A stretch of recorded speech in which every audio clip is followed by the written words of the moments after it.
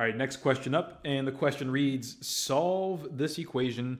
And the equation is 7 multiplied by parentheses x minus 9 equals negative 98. Okay, so when we're attempting this problem here, we can clearly see, I don't think it's a secret, we can clearly see that there's a parentheses right here. So there are two ways we can take care of a parentheses. One is going to be through distribution. So the distributive property where we distribute the 7 to the x and the 7 to the negative 9. That's going to be the main way to do it. And then the second way is going to be, well, if this 7 is in the way of the rest of the equation or the rest of the expression, I can just divide the 7 out entirely. But I'll show you that after I show you the first way to do this. So let me copy this nice and easy right over here. And then I'll move this one over here. And here we go. So everyone help me out. Let's distribute by multiplying the 7 to every term in the inside. 7 times x gives me 7x. And then after that, help me everybody. What is 7 multiplied by negative 9? Yeah, that's going to be negative 63. Not just 63, but a negative 63. So that'll be minus 63 right here. And then we still have that negative 98 on the right. So 1, we had to deal with the distributive property. Now 2, we had to deal with, well, adding and subtracting with negatives. Fun, right? Here we go. Let's add 63 to both sides. Right there and there. And you'll notice that it'll cancel on the left as expected. And on the right side, this is where we take a look and we have negative 98 plus 63.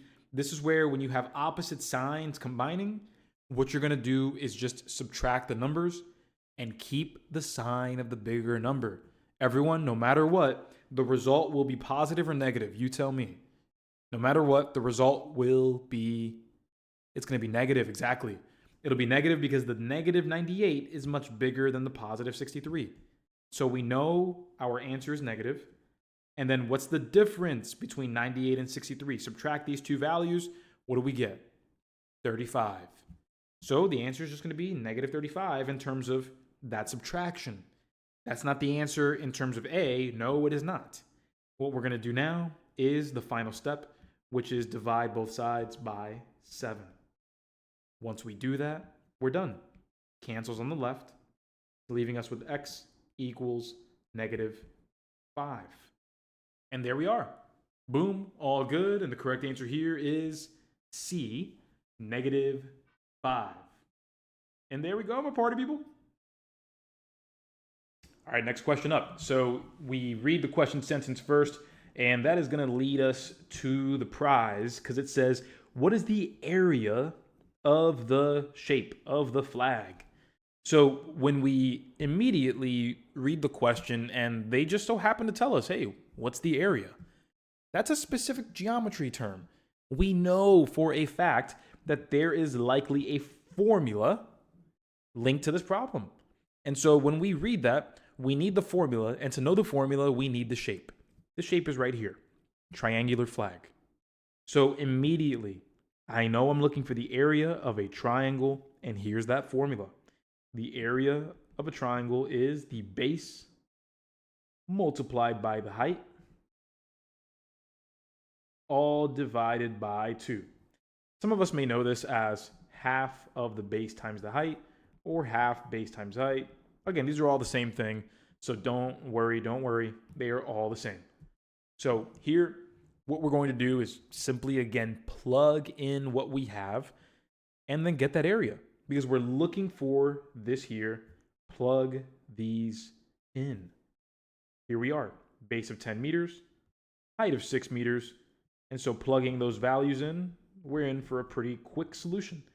We have 10 multiplied by 6, all divided by 2, which ends up becoming 60 divided by 2. Everyone, 60 divided by 2 ends up being 30. And there we are. 30 square meters is going to be our answer for the area, and that is answer choice C. 30 square meters. And we're all done.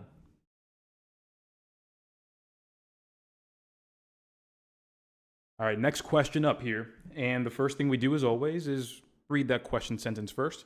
And so let me help you out when it comes to distance, rate, and time questions. When we read the sentence, what is the average speed for the entire trip? Remember that the formula must be consistent. If I'm going to be using my distance equals rate times time formula, and I'm trying to find the average speed for the whole trip, I need the distance for the whole trip and the time for the whole trip. You have to be consistent. And this goes the same if we're talking, let's say, hey, let's find the rate for the first part of the trip. Well, if we want the rate for the first part, we need the distance for the first part and the time for the first part. So again, consistency is key. Representation and consistency therein, that's important. So let's get to work here. We see that the car drives this many miles at this speed, then this many miles in this amount of time. There's no break. So what's the average speed for the whole trip? Well, here's how we're going to get this done. The first part here, boom, we have miles right there. And then for the second part, we see that we have miles right over here.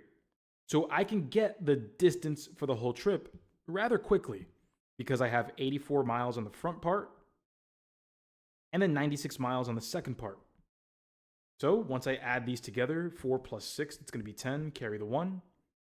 Then we have 1 plus 8, which is 9, plus another 9 is 18. So we have ourselves 180 miles. Boom, there we are. That's the whole trip right there. We're looking for rate, so I'll just plug in the R. And now to get the entire time, well, we're going to go ahead and find the time for the first part, find the time for the second part, and we're good. So the time for the second part's actually given to us as 2 hours already. The first part, we see 84 miles, 42 miles per hour. We can create a distance rate time formula specifically for the first part.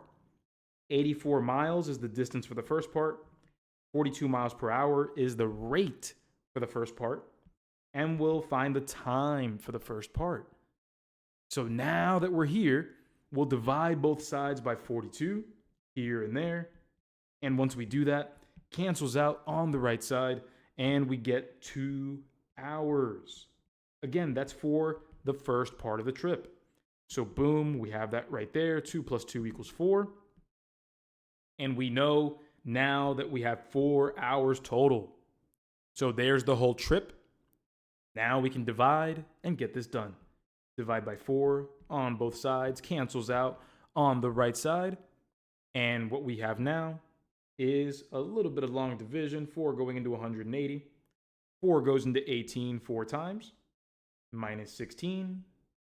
Drop that 0. And now we have 4 going into 20. 4 goes into 20 5 times, and that's a clean division, no remainder. That is 45. So our ending rate is going to be 45 miles per hour, everybody. And there we go. That's why the correct answer here is answer choice B, 45 miles per hour.